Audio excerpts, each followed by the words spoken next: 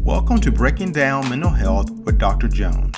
In these educational videos, Dr. Jones will discuss mental health diagnosis, clinical supervision, using technology in counseling, multiculturalism, and many other topics to help you get a healthy understanding of why mental health is important. Please don't forget to like, subscribe, and hit the notification button if you enjoy these videos.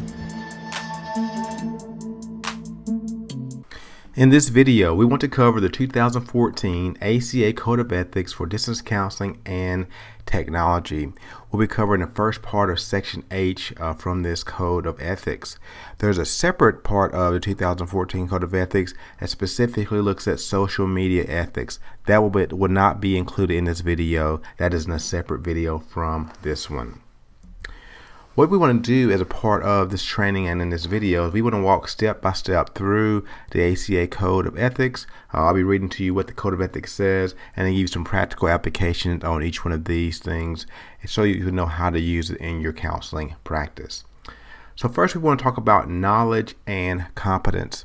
When we think about knowledge and competence, we want to be able to have the understanding of a certain topic and then be able to use that knowledge in a practical fashion. So when we look at it from the ACA Code of Ethics standpoint, it says this: counselors who engage in the use of distance counseling, technology, and or social media develop knowledge and skills regarding related technical, ethical, and legal considerations, for example, special certifications, additional coursework. One thing I've heard from many different individuals from different backgrounds, maybe you're not a mental health counselor and you don't follow the ACA Code of Ethics, but maybe you follow a psychologist or a social worker or marriage and family therapist and follow a different Code of Ethics. One thing that I have found in each Code of Ethics is there's a statement that pretty much mirrors what's going on, what's asking you for in this statement here. And what the statement is basically trying to help us to see that anything we do as a counselor, we need to have competence and knowledge about how to do that. And so if I'm doing a new type of training or offering a new type of service, I need to be able to prove that I know how to do that type of training or how to do that type of service. And the way you do that is the ACA Code of Ethics is saying you need to have some type of special certification. That means that I go through some specific training on that. I do additional coursework, whether at a graduate school or something to that effect. But I have to have some type of training to help me to know, to have more knowledge and competence in that area. And so if you're not a licensed professional counselor, and if you're from a different mental health professional, please make sure you look at your Code of Ethics, because it's going to have something that mirrors this, where we'll tell you that you need to have knowledge and competence in anything that you do as a counselor. Another thing you want to think about too is liability. That when it comes to our liability insurance, the things that they cover and protect us from are things that we have knowledge and competence in. So for example, if I was doing EMDR and I just want to just practice it because I found a good YouTube video on EMDR, I couldn't just watch that YouTube video and immediately start practicing EMDR. I wouldn't have enough knowledge or competence in that area. So obviously I would go out and get training for the EMDR. So it's the same type of thing with telemental health counseling, that you need to make sure you have some type of special training in this area. And so that's the reason why we talk about that in this video, to make sure that you are pursuing some type of special certification and getting additional coursework so that you can be able to say that you have knowledge and competence when it comes to using distance counseling or distance supervision. One of the biggest things about this, though, is that when we talk about technology or telemental health counseling, that comes in different forms. That means you can use your video, you can use phone, you can use text, different things like that. And so even some people use email as well. And so if you don't have training in how to use those different modalities, then once again you can find yourself in a bad situation where you're practicing unethically, but also putting yourself in a situation to be liable because you don't have the proper training in those areas. And so knowledge and competence is a really big thing that you should be working on. Next, it talks about laws and statutes. The counselors who engage in the use of distance counseling, technology, and social media within their counseling practice understand that they may be subject to laws and regulations of both the counselor's practicing location and the client's place of residence. Counselors ensure that their clients are aware of potential legal rights and limitations governing the practice of counseling across state lines or international boundaries. There's always a question that comes up from individuals about how do I go about practicing telemental health counseling? Can I do it in my state? Can I do it across state lines? Can I do it internationally? That's a question that comes up quite a bit for many individuals. And my response for them is, number one, is go back and check the state laws where you are and also state laws on where your client is located. And that's going to help clear things up significantly.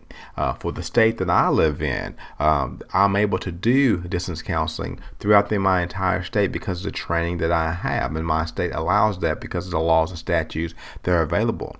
But there may be a client who lives in another state they do not have any type of laws, or the law states they are not able to do distance counseling. So you need to make sure that you know that.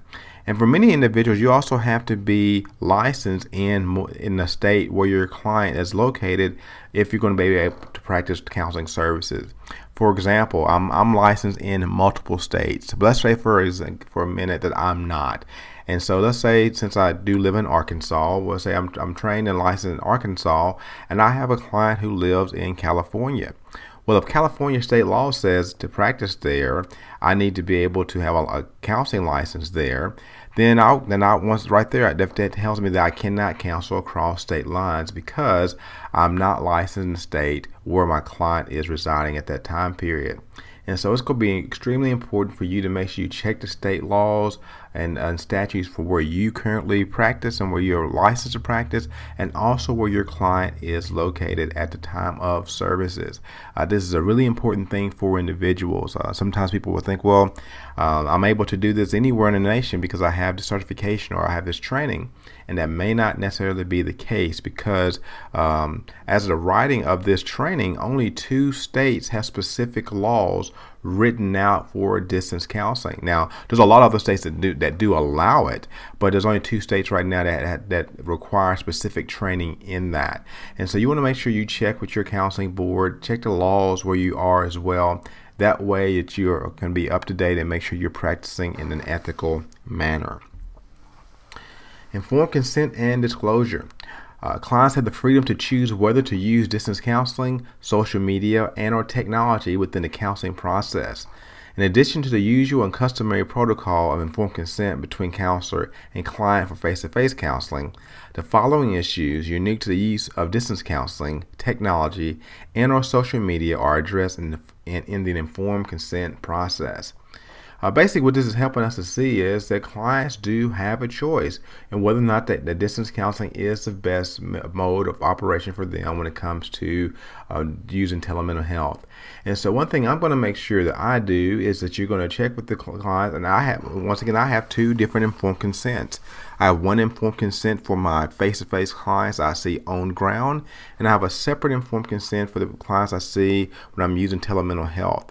And so making sure you have those 2 separate informed consents is going to be extremely important because what you're doing in each mode of counseling is different. And so you want to make sure that it's being addressed. Even if you're using telemental health for supervision, once again, you want to make sure you have informed consent that's written specifically for telemental health or telemental health supervision. That way, your clients that you're working with and supervisors you're working with know exactly what they're getting into. And that's the whole purpose of informed consent. So individuals know this is what I'm getting into, and they can make an informed choice before they decide to move forward, work with you, whether it's through counseling or through supervision.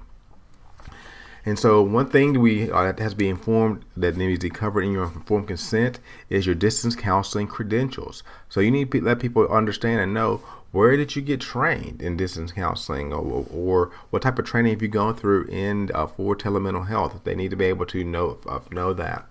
Also, your physical location of practice, whether that is your home that you're practicing from or from an agency, wherever the case may be, they need to have a physical location of where you are practicing your telemental health.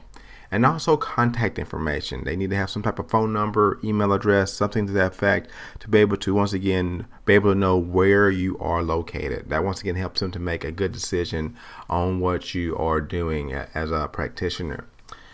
Also, some of the risks and benefits of engaging in the use of distance counseling technology or social media.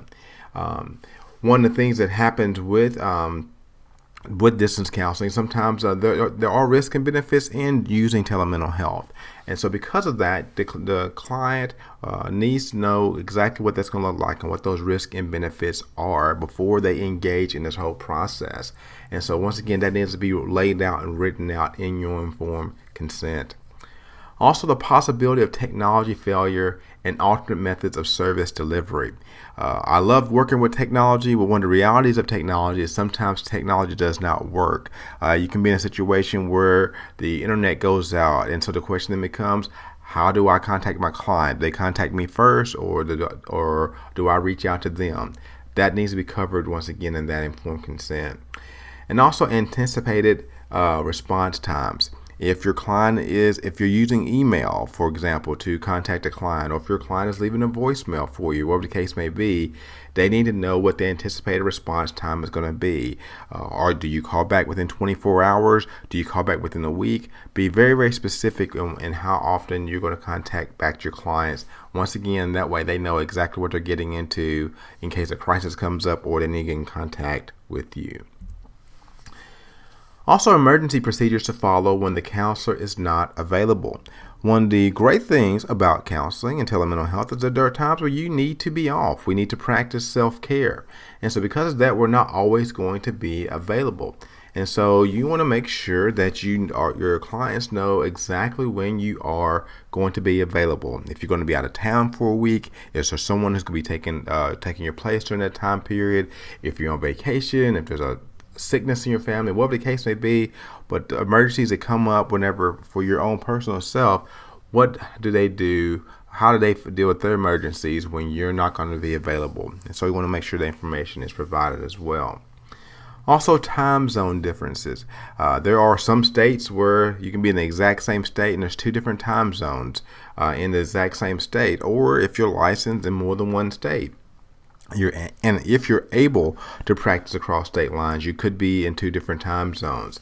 And so you want to make sure that is covered in that informed consent. Also, cultural and or language differences that may affect delivery of services. Once again, we're thinking about the client's perspective on this end of it. Is there a language barrier that is there that's going to keep me from communicating with my client in the right way? Is there some type of impairment that they may be dealing with that makes using technology culturally insensitive for me to work with them? So once again, just need to make sure I gather the information beforehand and let them know what that looks like so they can once again make an informed decision about that. Also, possible denial of insurance benefits.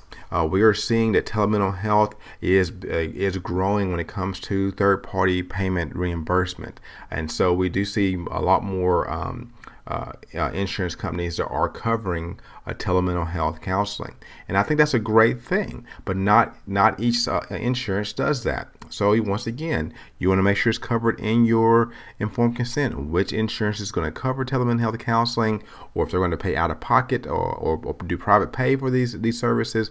Once again, they need to know that up front. And also your social media policy. How will you end up interacting with them when it comes to social media?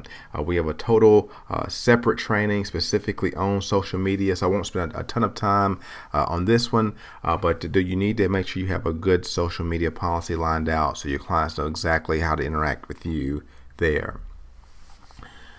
Next, we'll look at confidentiality maintained by the counselor. The counselors acknowledge the limitations of maintaining the confidentiality of electronic records and transmissions. They inform clients that individuals might have authorized or unauthorized access to such records or transmissions. For example, colleagues, supervisors, employees. And so what we're basically looking at here is making sure that we maintain confidentiality of our clients and letting them know who has access to their records. That's going to be a really big important part of this. As you look at HIPAA and high-tech and what there's those federal laws and what they say about confidentiality of client information, especially electronic records and things of that nature, you want to make sure that you're following those to the letter of the law, and once again that's covered in a different lesson than this one. But you want to make sure that you're following what HIPAA and high-tech is telling you when it comes to confidentiality of client records and letting the clients know exactly who has access to the records and their private health information. Also, acknowledgement of limitations. The counselors inform clients about the inherent limits of confidentiality when using technology. Counselors urge clients to be aware of authorized and or unauthorized access to information disclosed using this medium in the counseling process. One thing we're seeing with telemental health and just technology in general, that there are limits to confidentiality. The reality of our situation where we are when it comes to technology or in counseling and telemental health in general, is there's no such thing as privacy anymore. And for some of us, we don't like hearing that, but there really isn't privacy anymore. We know that if someone works hard enough, they are able to get access to information or to records. There's really, really smart people out there. Now, is it easy to do that? No. So even if I'm doing face-to-face counseling on ground with a client, its confidentiality cannot always be 100% barred. We have to let them know there's limitations there as well. So we do everything on our end through telemental health to make sure that we are trying to keep their information confidential. But once again, there's limits to that. And so this confidentiality piece is big, and this limitation piece is big as well. And so just make them aware of that. The likelihood of it happening, of someone hacking into your software, is very, very low. But the reality of it is you still need to make sure people understand that there is a limitation, that sometimes there can be unauthorized access when you use telemental health counseling. And so once again, we don't live in a perfect world. We live in a world where sometimes individuals do want to do things that are not good when it comes to private health information. But once again, the likelihood of that happening is very low. And so once again, if you're using HIPAA secure software, the likelihood of that goes down significantly. But once again, that does not mean it's impossible. And so just making sure clients understand that. Also, security. The counselors use current encryption standards within their websites and are technology-based communication that meets applicable legal requirements. Counselors take a reasonable precaution to ensure the confidentiality of information transmitted through any electronic means. And this is really important here. And so when clients come to my website that I have, or when it comes to if I'm using my phone or the computer, anything like that, the question then becomes, what type of encryption am I using, or am I using any encryption at all? And so you want to make sure that you are looking at the encryption standards that HIPAA has out there when it comes to software that you are using. And so that's an important thing for you to understand and for you to know. So once again, if you're using software that is not encrypted whatsoever, you have to let clients know that from the get-go. But obviously, for best practices, I'm going to use software that has encryption in it. I'm going to look at HIPAA secure software and use it in a HIPAA compliant manner. That way, the client's information can be protected as best as possible. But once again, we're going to do everything we can to make sure that we are trying to secure client information. Also, client verification. This is one of the topics that gets a lot of attention. That counselors who engage in the use of distance counseling, technology, or social media to interact with clients take steps to verify the client's identity at the beginning and throughout the therapeutic process. Verification can include, but it's not limited to, using code words, numbers, graphics, or other nondescript identifiers. And so what I want to do at this point, I want to kind of explain to you what that would look like for a client verification. Now, in a perfect world, I'll talk about the perfect world situation first. In a perfect world, the client will come to my office during the first session, and I'll meet them for the first time. During that first session, they're going to show me their picture ID. I'm gonna match it up to their face. I'll make a copy of that their picture ID, their state issued ID that they have, and then I will ask them for a password that we can use once we are using distance or telemental health counseling there. And so what happens is I have that information. I have it stored online, so it's in a secure site. That way, if there's ever a technology failure, if I ever have a question about whether or not I'm talking to the right client, then I can go to my database there. I can ask the client what the password is that they've set up, and if they are able to give me that password, we'll continue with the session. If they're not able to give me the password that they have set up, then the session would end at that point. That's what the life looks like in a perfect world. But once again, we don't live in a perfect world. Sometimes I'm going to meet with my clients for the first time ever, and it's going to be through the use of technology or through telemental health. And so let's think of a scenario where the client is meeting with them for the first time in its own video. So the process I do for that is I think it's pretty simple, but it works well. What the client would do is when they come on, one of the first things I'll do is I will let them know that I'm going to go through a verification process with them. And so I want them to know that before we get started at the beginning of that session. What my verification process looks like is this. First, I have screen recording software that I use, and I will turn that on. And as soon as I turn it on, I will tell the client, I say, I want you to acknowledge that you realize I am now recording the screen that we're working on, and they will confirm that they do know that I'm recording. Once I do that, then I'll say, I need for you to tell me what your complete name is. And so they'll tell me what their complete name is. I may even ask for a birth date, something to that effect. Once they do to give me their name and birth date, then what I'm going to do is ask them, well, I need to see some type of picture ID, or preferably a state issued ID that matches up with the information that you just gave me. So they'll take out their state issued ID, they'll hold it up to the camera, and I'll be able to look on there and read off of there and match the face with the picture on the ID to the person that I'm looking at right then, and also the date of birth and all the information that I've asked for from them. Once I'm able to verify that person is who they say they are, I will continue with the recording process. I would then tell the person that in order for us to continue with counseling, we have to set up a verbal password or code word for our counseling sessions in case I ever have a situation where I need to verify who you say you are. And so I tell them to make it something that they can remember easily, something that they would not easily forget. And so the client will come up and create a password. So we'll just say that their password is green eggs and ham. And so I'll ask them one more time to confirm, what is your password? And they say green eggs and ham. Now I'm like, I'm fine. So then what I do is I'll in my little database that I've created, I'll put out put the password green eggs and ham in there. I'll have some type of client identifier. Wouldn't be their name. Maybe it's a number that I've associated with this client. And would put that in that database, and that way I know exactly who this client is, and I'll also have their password saved there as well. Once I have the information, I would then stop recording at that point. I will save that video in a secured and encrypted environment, and it gives me something to go back to anytime that I need to.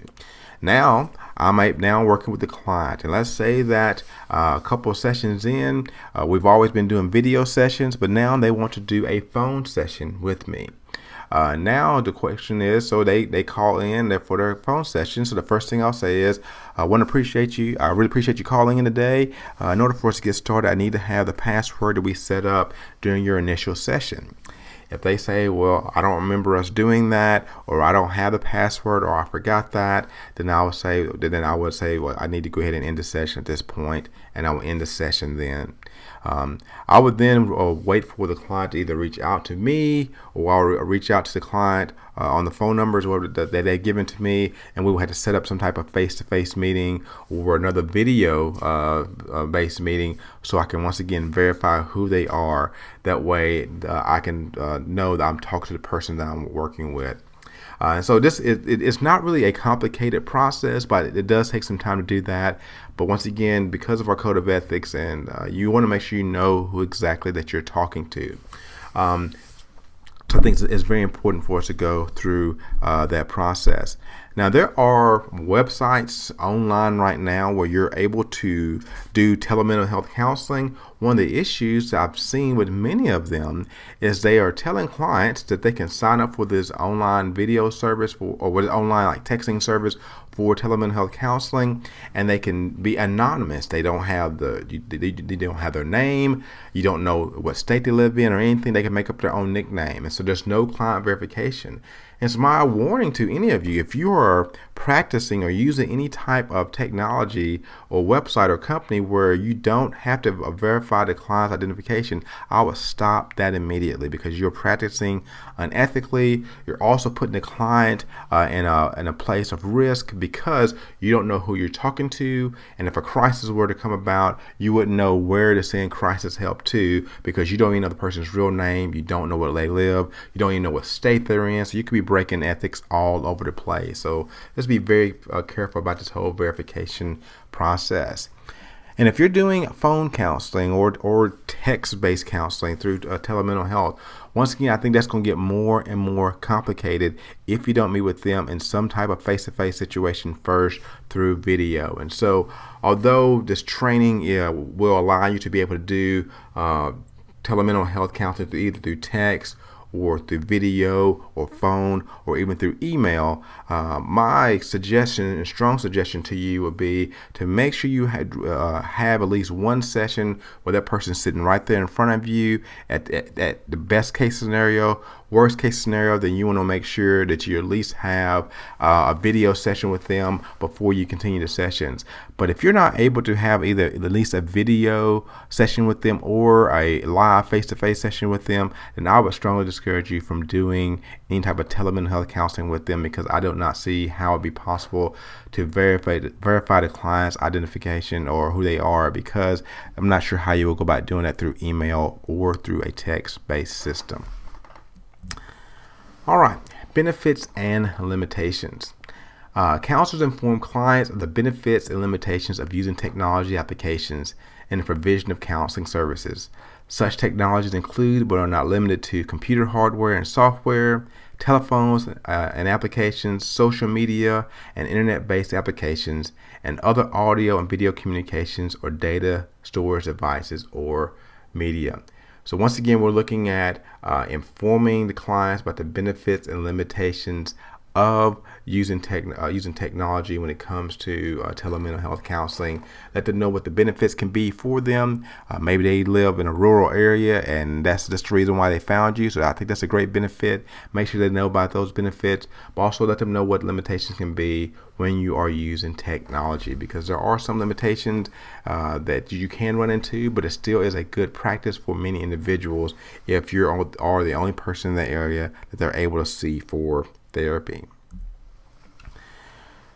Next is professional boundaries in distance counseling. The counselors understand the necessity of maintaining a professional relationship with their clients. Counselors discuss and establish professional boundaries with clients regarding the appropriate use and or application of technology and the limitations of its use within the counseling relationship. And as, for example, lack of confidentialities and the time when not appropriate to use. So what's going on in this part of the Code of Ethics is that we want to make sure that with our clients, they realize that we are providing a professional service with them, because of that, there's a difference between us and the friends that they deal with, and because of that, there's certain boundaries that I have to have with them. So I need to let them know when I'm available and when I'm not available. When it comes to the professional boundaries, I need to let them know when it comes to using technology, when they're able to contact me, when they're not able to contact me, things of that nature. And so just making sure that they realize that, once again, that this is a professional relationship that we have, that it can still be personal in nature, because we're talking about personal issues, but this is a professional relationship that we have with them. And because of that, we have to keep those professional boundaries up, even though we're seeing each other at a distance through telemental health. Also, technology-assisted services. When providing technology-assisted services, counselors make reasonable efforts to determine that clients are intellectually, emotionally, physically, linguistically, and functionally capable of using the application, and that the application is appropriate for the needs of the client. Counselors verify that clients understand the purpose and operation of technology applications, and follow up with clients to correct possible misconceptions, discover appropriate use, and assess subsequent steps. This slide right here is a big one for you to consider, so we're going to take a little bit of time with it, because there's a lot that's wrapped up in here. First of all, it talks about intellectual ability. Do the clients that I'm working with have the intellectual ability to use technology so that they're able to participate in telemental health counseling? And so if the answer is no, then that we need to do some good screening there to figure out, is this the right type of client for me to work with? If a client is not familiar with what cookies are when it comes to a computer system, or how to enable things in their browser on their computer, things of that nature. If they have to download software for video services, whatever the case may be, and they don't have the intellectual ability to be able to do that for one reason or another, and they don't know how to functionally use the software, then they may not be the best candidate for telemental health counseling. Now, you could choose to, during your first session, when you have them into your office, if that's the way you do it, kind of do a little tutorial with them to show them how to use the software and practice with them and things of that nature to see if they are comfortable using it. And I think that may be a great way to do that. But if you're doing some type of practice with them, or maybe you have a little video on your website that shows them how to log in, things of that nature, and they've gone through that video and they say, you know what, I really don't know how to do this. I don't know how to connect this. My microphone doesn't work, or whatever the case may be. This may be a good sign for you that this person is not ready or able to do telemental health counseling. Also, emotionally, if this person is in a perpetual crisis state where they're needing to see someone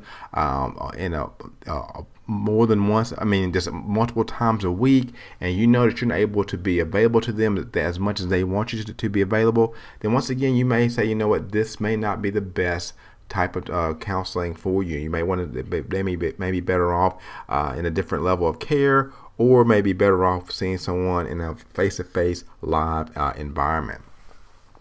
Also, physically, we'll talk about in a few minutes about our websites in ethics when it comes to that. But someone may have a physical disability that may keep them from being able to use telemental health.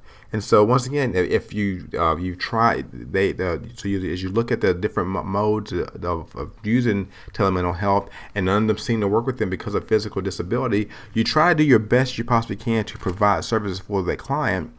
But once again, if it's better for them to go into a counseling office for counseling, then that may be the suggestion that you want to make to them. And also linguistically, if the language barrier, this thing comes up again. How much of a language barrier would that be? How much would that be a problem when you're doing telemental health counseling? You have to kind of take that into consideration. And so basically, what this slide is trying to help us to see is that if your clients are not really good with technology, and this is something that they struggle with significantly, and even after you've gone through and worked with them a few times, they're still not able to do it, this, once again, it may be a good time for you to figure out that you need to refer them to someone else who can provide services for them in a face-to-face traditional environment. Effectiveness of services. When distance counseling services are deemed ineffective by the counselor or client, counselors consider delivering services face-to-face. If the counselor is not able to provide face-to-face services, for example, if they live in another state, the counselor assists the client identifying appropriate services. And this effectiveness of services, I think this goes across counseling, regardless if you're doing telemental health or not. That if I am doing telemental health services with someone, and for some reason or another, it just not a good fit for them, then I try to find something that is a good fit for them. And that happens sometimes, even with traditional counseling. Maybe my counseling approach isn't reaching the client that I'm working with. And so I don't continue to keep doing the same thing over and over again just because that's all I know how to do. I find them the right person that can do that because I'm not able to provide the services for them. And so telemental health is the same thing. That if the client is not really feeling as effective, they don't. If they, they said they want to try it at first, and then a couple of sessions in, they feel like, this is not really the best thing for me. Then I'm going to tell them, okay, I understand. Let me find someone in your area that it can help you get with whatever issue you're coming to the table with. And so we only provide services that are effective to our clients. And when we realize that this may not be effective, then we step away from this and we refer them to someone who can actually help them. Also, access. Counselors provide information to clients regarding reasonable access to pertinent applications when providing technology-assisted services. We want our clients to be able to connect with us using technology. So we want to make sure that the software that we're using is something that is user-friendly, number one, and that they have reasonable access to that. One of the things that is still amazing to me, there are still individuals out there who are using dial-up internet services because that's all they have in their area. And so because of that, they may not be a good client or shouldn't be a client. They wouldn't be a good candidate for this type of technology assistant or the telemental health through like video because their service may not provide enough bandwidth for them to be able to actually connect with me that way. And so that could be an issue for them. So we want to make sure that they actually have access to the right type of software, access to the right type of internet services as well, so they can connect with us. And once again, if we realize that they don't have the right software or the right hardware to be able to connect with this for telemental health counseling, then once again, this may be someone that we need to refer. Also, communication differences in electronic media. Counselors consider the differences between face-to-face and electronic communication, the nonverbal and verbal cues, and how these may affect the counseling process. Counselors educate clients on how to prevent and address potential misunderstandings arising from the lack of visual cues and voice intonations when intonations when communicating electronically. Basically, what this is trying to help us to see is that when you are even if you're doing video-based counseling, you have the best video camera possible, there can still be a loss of some of the non-verbal cues. When I do video-based counseling, I basically see the top half of the person. And so maybe one of the ways they show nervousness is by tapping their foot. Well, obviously, I'm not going to pick up on that. So I'm going to have to figure out some other way of picking up on some of these non-verbal cues. And so just once again, helping people to realize that communication is going to be a little bit different when we're using electronic media. So that's just going to be important for my clients to know that we'll lose some of that. And once again, that doesn't mean that video-based counseling is not effective, but once again, we do lose something there. Imagine if I'm doing a phone-based counseling. There's no video at all. I lose all of the verbal cues altogether. And all the nonverbal cues for that matter. And so that makes it a little bit more difficult. And so that's why it's important for you as you're looking at doing telemental health counseling to figure out which one of these modes is going to be the best one for your clients and will help you to be able to help them in the best way possible. Also, records. Counselors maintain electronic records in accordance with relevant laws and statutes. Counselors inform clients on how records are maintained electronically. This includes, but is not limited to, the type of encryption and security assigned to the records, and how long the archival storage of transaction records is maintained. Now, this one on records is kind of a one that has evolved over the past few years, and this is where with telemental counseling it makes things a little bit more complicated. If I am working with a client and doing telemental counseling, one thing I want to make sure that I'm doing is that I am recording everything. When I mean recording, it means I'm documenting everything. So if a client calls in or sends me a text message about an appointment or whatever the case may be, and I'm using that, then I need to document somewhere about that happening. And so documentation is going to be a vital part of this whole process. If you respond back to them, once again, you want to document that. You have to keep good records of your interactions with client, especially when you're doing telemental health, because it's just different from on ground.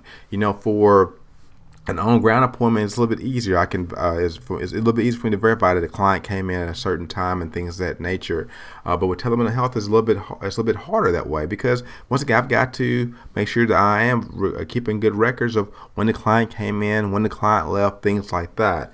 And so, especially when it's done through video or phone or through email, whatever the case may be, I'm keeping all of those and documenting all those records. Every time they send me an email, I'm going to make a note of that somewhere and keep that archived. For me, I think one of the best practices for keeping this record is I would keep records for a minimum of 7 years. Some places stay 5 years, but just for me, I try to keep records for a minimum of 7 years. That way, if there's ever a question about any interactions I've had with my clients, then I'm able to go back and show when I had interactions with them. But making sure you have good record keeping is going to be vital for you to be effective at these type of services. Also, clients' rights. Counselors who offer distance counseling services and or maintain a professional website provide electronic links to relevant licensure and professional certification boards to protect consumer and client rights and address ethical concerns. When it comes to your website, if you have a website, your clients need to be able to easily click on a link that shows them that you actually have a license. And that's just one of those things that has to be on there somewhere. And so if a client goes to my website right now, they can go to the click on the link that says therapist or therapist staff, and they go down and look there. They find a picture of me. They find my background and training that I've done, and there's a link on there that says click here to verify. Once they click on that link, it takes them to my counseling board's website. All they do is type my name in there, and they can verify that I'm actually a licensed professional counselor. And so you want to make sure that you have on your website, if you're using a website, some way of being able to, for your clients to be able to see that you are actually licensed in what you're able to do.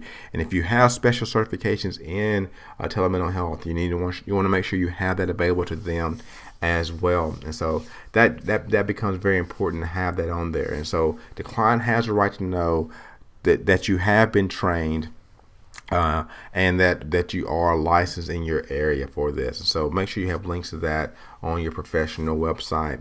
And also, make sure you check your electronic links frequently. I would say at least once a month to check your electronic links. I've been on websites before where people have links that did not even work, and so and that just makes you look bad. And especially if it's for a crisis hotline or something like that and it doesn't work, it just puts you in a bad situation, and it puts the client in a bad situation. So I'm going to make sure that my links are working, and I check them frequently. And also, we want to look at multicultural and disability considerations. That counselors who maintain websites provide accessibility to persons with disabilities. They provide translation capabilities for clients who have a different primary language. When feasible, counselors acknowledge the imperfect nature of such translations and accessibilities. One thing I have on my website, at the bottom of the website, there's a little button that they can click on, and it will show flags from different countries throughout the world.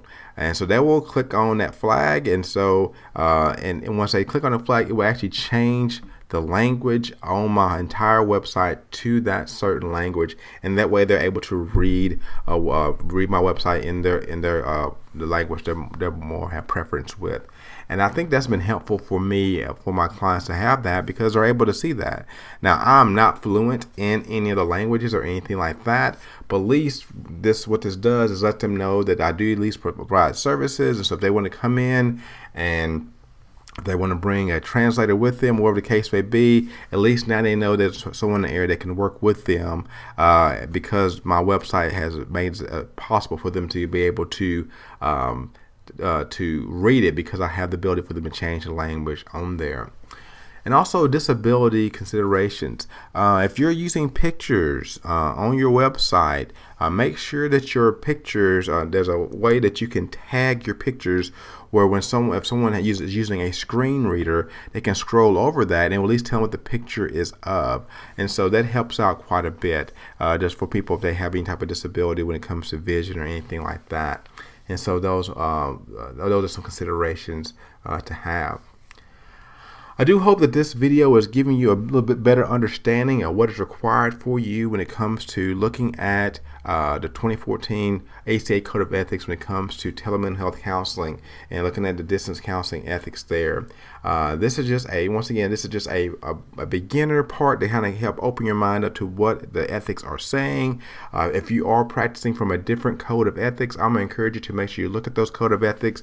One thing I've noticed in code of ethics, there's a lot of similar language in them, and so even though you may not be a professional counselor or may not follow the ACA Code of Ethics, this does give us a good guideline for what you should be looking for and things you should be providing to your clients if you're going to be practicing telemental health counseling. Hope you have a great day.